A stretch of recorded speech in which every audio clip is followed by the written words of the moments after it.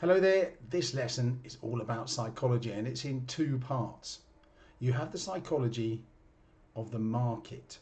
And if you understand the psychology of the market, if you think about what the market is comprised of 77% of people that lose money and 23% of those that make money. Okay, so if you understand that psychology, then you're understanding the psychology of the main crowd that lose money, and you could be one of the 23% that make money. Okay, so that's what the first part is about.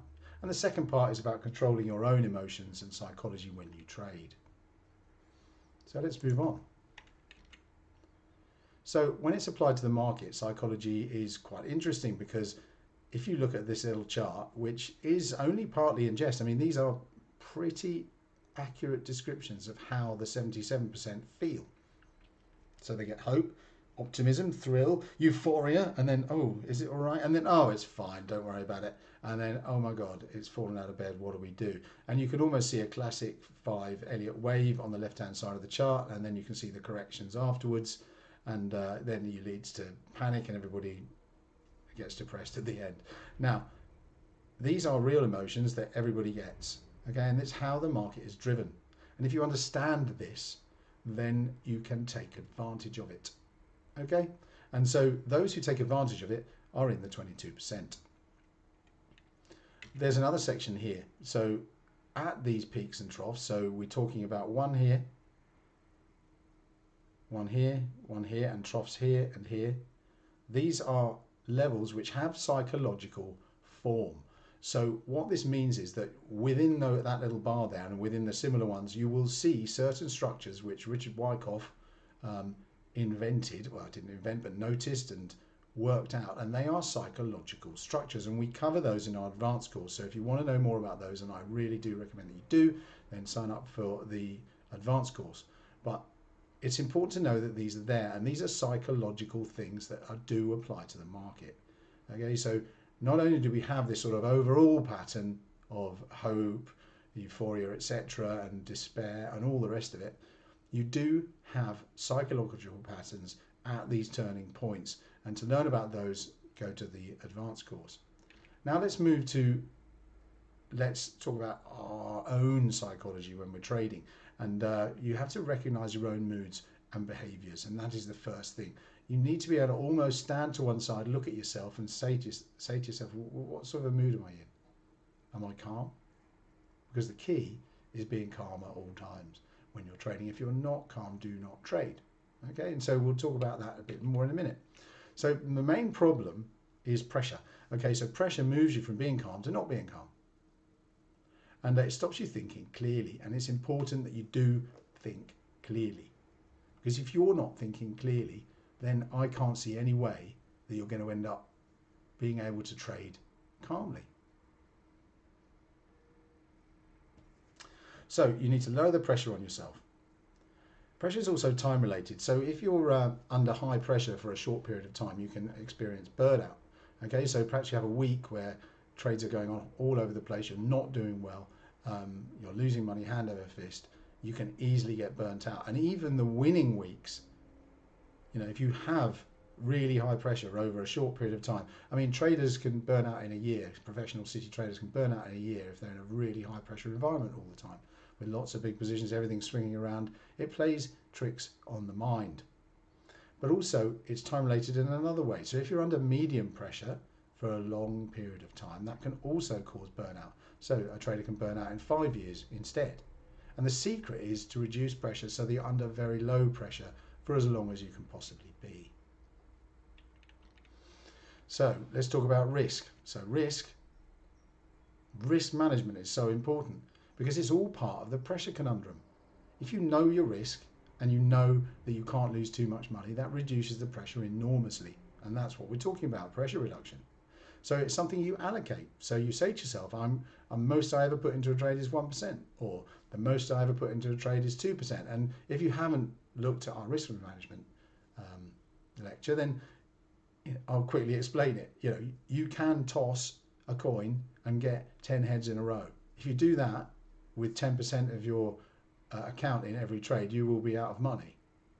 Okay, so put 1 or 2% in, have realistic expectations, and that not only means you keep your account, but it also means you have far less pressure on you. So good trades do 1% or whatever your number is, but I wouldn't recommend anything higher than 2. And if you're not so sure, there are several different ways of handling it. If you're not 100% sure and you're not convinced this is a great trade, then there are several different ways. For a start, you can just not do it. You could do it at reduced risk, like a quarter or 0.5%, or you can stick it in a demo account where you can watch it and see whether or not you would have made money, and you get the same kind of thrill out of it and the same kind of disappointment, but there's no actual real risk in it. So choose one of those options each time when you're not sure. If you're sure, do the trade. If you're not sure, do it small, don't do it, or put it in demo. And you'll find if you put a load of them in demo, you'll get your answer. Because you keep making money in demo off these trades you're not sure about, then that is kind of a strategy in itself. And if you keep losing money in demo when you weren't sure about it, that answers your question, doesn't it? You shouldn't have done it, and you didn't, and you're good. Right, let's reduce some pressure. So this may seem odd, and a lot of these ones are to do with people who trade far shorter term than we do, but they're still useful pressure reduction techniques, and certainly if you're trading shorter term, you should think about all of these. So taking trades off over the weekend, that's kind of an odd one, and you've got to say to yourself, why would I do that? Why would I take a trade off over the weekend? Well, think about it mathematically. The closing price on Friday and the opening price on Monday will probably not be too far apart. And if you were to graph the closing price versus the opening price over a long period of time, the average would be that they would be the same. And so the only amount you're going to lose or make, or lose because you're paying away the spread each night. And if it's a small spread, you're talking about a pip or two. And that is what you pay for having a weekend with no worries. Okay. The other thing about weekend trades is that disasters can happen at the weekend. So if you are, say, long indexes, then a disaster could cause indexes to drop by 10-15% when they open on Monday. If you're short indexes, then you can be a tiny bit more relaxed, because actually if there is a disaster, you're going to make money hand over fist. And the point is, it kind of depends on the situation each time. But if you are the sort of person that worries about your position all weekend, then you should be taking this rule very seriously. Just take it off, put it back on Monday, because one day it'll open 10 pips lower and you'll be thinking, oh damn, I've lost 10 pips. But another time it'll open 10 pips higher. You think, oh hey, I made 10 pips. You know, so it all evens out over time to be just the cost of the spread. The second part is to plan properly. When you put a trade on, know your stop loss, know your take profit, know your entry price. Okay? When you put that trade on, you should be calm, should know all of these things. Look at your TP. Is there a massive supply and is there a massive resistance level sitting there just below your TP so it won't be hit easily? Know that stuff beforehand. If you're coming up to TP and then you notice it, it means you didn't plan. So do plan. And the other thing is, when you're coming up to a TP and you cannot take your eyes off the screen, you're potentially missing other trades just watching that one. Now, if you're a set and forget type trader, then hats off to you. Okay, and that kind of is how everybody should be. But if you're not and you find yourself staring at it for like an hour waiting, you're like 2 or 3 pips away and it just won't get there, just take it off, move on. Honestly, it makes very little difference in the grand scheme of things, but the level of pressure you're putting yourself under and the high anxiety levels you're receiving, it's just not worth it. Now, take a break. So if you have a poor run, and everybody has them, you'll get sad, or you'll get anxious, or you get depressed, or you get cross. Doesn't really matter. What you need to do is walk away for a bit. So if you have 5 bad ones in a row, consider just walking away and only coming back to the screen when you feel calm and positive again. Because if you have a negative mindset, you might have a loser mindset and you'll do dumb trades just because you're not calm. Stay calm, be calm. If you're not calm, walk away. And sometimes it can take days or even a week to recover from a bad beat. But take that week, take those days. In the long run, you'll be a less anxious and less pressurized trader as a direct result of using that advice. Right, obvious mistakes that we all make. Okay, I want everybody to write these down and then tick them off when you make them. In all seriousness, it makes sense, because when you make those mistakes, tick them off, realize it in yourself, have some view of yourself from outside and say, I am making these mistakes. Because we can all fool ourselves and say we're brilliant, but actually you are making these mistakes. Doubling up. You bought some because you thought it was cheap. It went down. It's not right, I'm going to buy some more because it's even cheaper. Actually, you should be saying to yourself, I was wrong about it being cheap. I was wrong. It's not cheap here. You know, I've got this level wrong.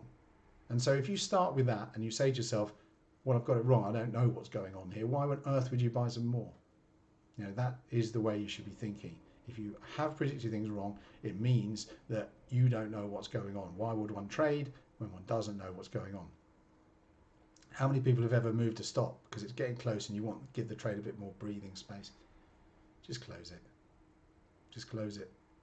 Yeah, you've put on the stop loss and the TP when you were calm.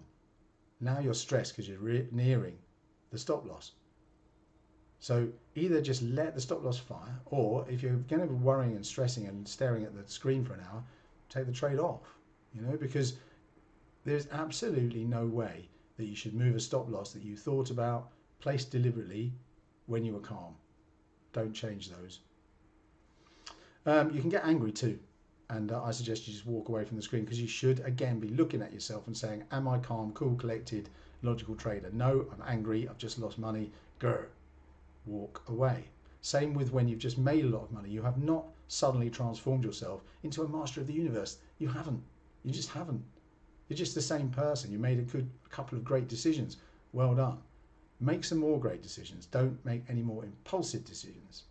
Okay, so stay calm. And the last one is always have a stop loss. Always. If you haven't got time to put it in whilst you're placing the trade, you're in a panic, oh, I'll quickly buy these. That is not cool, calm, collected either, is it? So take your time. Put your trade in, put the stop loss in, put the take profit in, all at the same time. You should know where they all are. And that leaves you in a calm frame of mind, and you end up with the right stuff on.